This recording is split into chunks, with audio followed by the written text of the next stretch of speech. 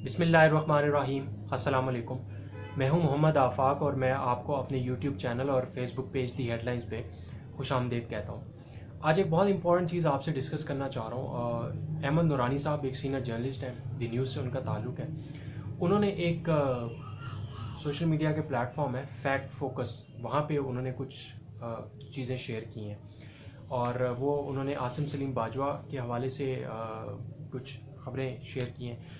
आसिम सलीम बाजवा साहब DG/ISP रहे हैं और लेफ्टिनेंट जनरल के ओहदे से रिटायर हुए हैं और सदर्न कमांड में कमांडर भी रह चुके हैं और बहुत अहम जिम्मेदारियां अदा करते रहे हैं। उन पर उनकी मिसेस के ऊपर और उनके बेटे के ऊपर ये इल्ज़ामात लगाए गए। तो आज की इस वीडियो में मैं 3 हिस्सों में आपसे इस चीज़ के ऊपर डिस्कस भी करूँगा और इसको हम एनालाइज करेंगे कि ये किस हद तक सही है कि आप बग़ैर किसी तहकीकात के, बग़ैर किसी कोई शवाहिद इकट्ठे किए आप सिर्फ आएँ और आप इल्ज़ामात लगाना शुरू कर दें। यानी ये अहमद नूरानी साहब वही हैं जिन्होंने 2017 जुलाई में सुप्रीम कोर्ट ने इनके ऊपर एक तरह से बहुत ज़बरदस्त किस्म का एक चार्ज लगाया। मैं आपको ज़रा वो सुनाना चाहता हूँ पहले कि अहमद नूरानी साहब ने जो 12 जुलाई 2017 को अपने कारीन से माजरत की थी वो क्या थी और उसमें उन्होंने क्या लिखा था। तो वो कहते हैं, यानी अहमद नूरानी साहब ये कह रहे हैं कि सबसे पहले मुझे इस एतराफ़ से शुरुआत करने दें कि पीर का रोज़, यानी जिस दिन वो अदालत में पेश हुए थे, मेरे लिए बहुत शर्मिंदगी का दिन था। अब आप ये ज़रा गौर से सुनते जाइएगा ये जो बातें उन्होंने सुप्रीम कोर्ट के सामने और फिर बाद में अपने माफ़ीनामे में कही, क्योंकि मैंने जो रिपोर्ट पेश की थी वो गलत साबित हुई और बतौर पेशावर सहाफ़ी मैं अच्छी तरह समझता हूँ कि इससे मेरे कारीन को बहुत दिली दुख हुआ, साथ ही साथ मेरी साख भी मजरूह हुई और मेरे इदारे की साख भी मजरूह हुई और अखबार की शोहरत को नुकसान पहुँचा।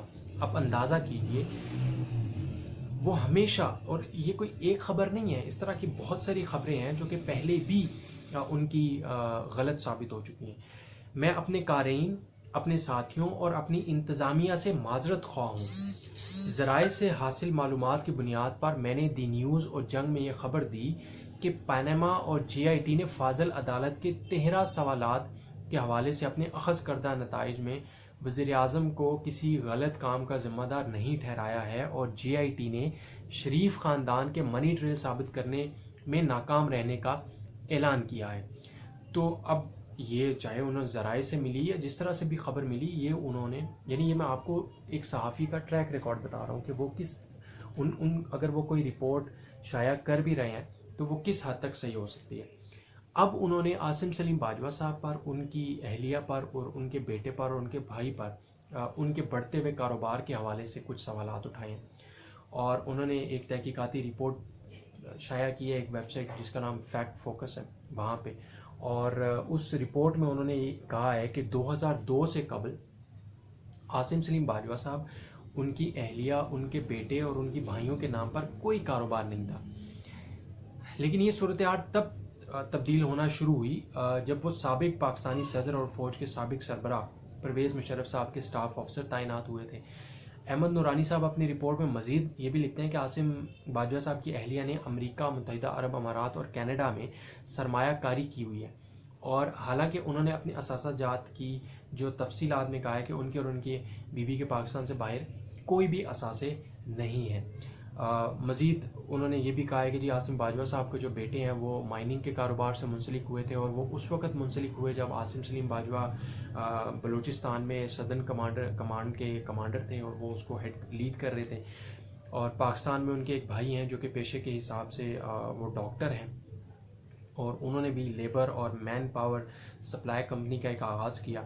फिर उन्होंने उनकी अहलिया पर भी बहुत सारे संगीन इल्ज़ामात लगाए हैं। इस के अंदर आपको ये फैक्ट फाइंडिंग रिपोर्ट ज़रूर देखनी चाहिए, इसको ज़रूर एनालाइज़ करना चाहिए और ये जो सहाफ़ी हैं इनका भी ट्रैक रिकॉर्ड ज़रूर देखना चाहिए और एनालाइज़ करना चाहिए कि ये किस हद तक सही है।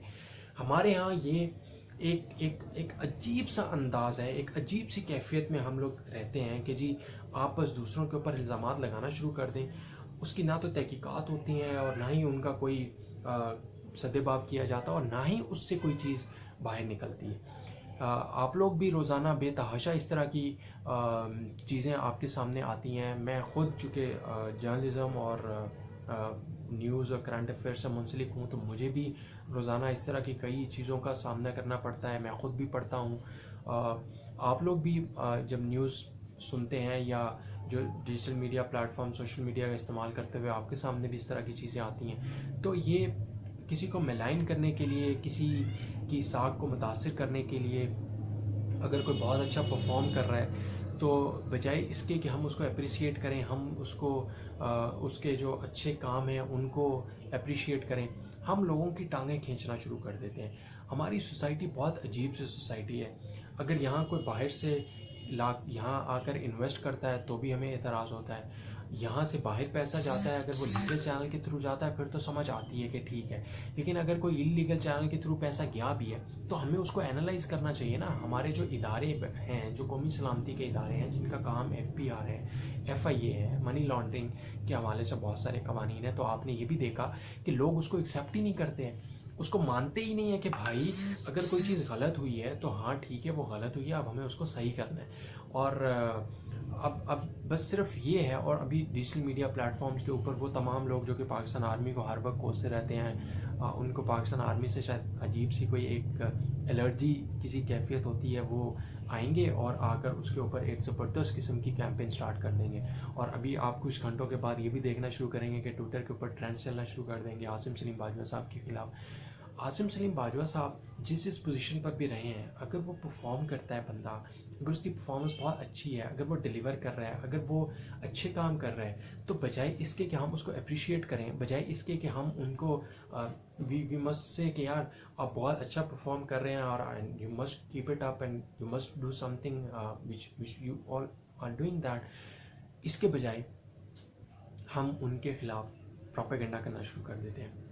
ये बहुत अफसोसनाक सिचुएशन है और ये सिर्फ यहाँ नहीं होता, तकरीबन हर शोबे में ही ऐसा ही है, और ये बहुत तकलीफ दे है। तो मैंने इसीलिए ये समझा कि मुझे आपके साथ ये चीज़ ज़रूर शेयर करनी चाहिए कि जब तक आपके सामने फैक्ट्स ना हो तो आपको इस तरह की चीज़ों के ऊपर कान नहीं धरने चाहिए।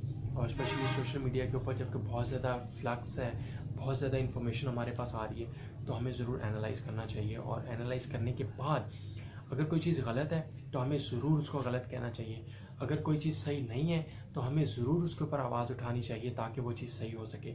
लेकिन खामखा की एक बहस में उलझाने के लिए और शायद जो रियल इश्यूज़ हैं उनसे तवज्जो हटाने के लिए, मिसाल के तौर पर इस वक्त जो रियल इशू है वो तो हम सबको मिलकर कराची की बात करनी चाहिए ना, कराची के मसाइल के ऊपर बात करनी चाहिए। कराची सारा का सारा डूबा हुआ है। हम कहते हैं कि वो हमारी एक इक्तसादी शहरग है, हमारा मुआशी हब है, हमें वो 65% ऑफ रेवेन्यू देता है पाकिस्तान को, 95% रेवेन्यू देता है सिंध को, तो हमें तो उसके मसाइल के ऊपर बात करनी चाहिए ना इस वक्त, बजाय इसके कि आप एक नया शोशा छोड़ दें और एक लाहासिल बहस जो है उसमें पड़ जाएं। ये वीडियो बनाने का मकसद ये है कि आप ज़रूर एनालाइज़ करना, रिपोर्ट भी पढ़ें और जो आसिम बाजवा साहब के पॉजिटिव काम हैं उनके ऊपर भी ज़रूर आप उसको एनालाइज़ करें और फिर आप तय करें कि किस हद तक सही है और किस हद तक गलत है। अगर आपने मेरा अभी तक YouTube सब्सक्राइब नहीं किया तो इसको सब्सक्राइब कर लें। मैं बहुत सारी रियल स्टोरीज़ के साथ आपके पास आऊँगा और आपके साथ शेयर करूँगा। मुझे उम्मीद है कि आपको मेरी ये वीडियो पसंद आई होगी। Thank you so much.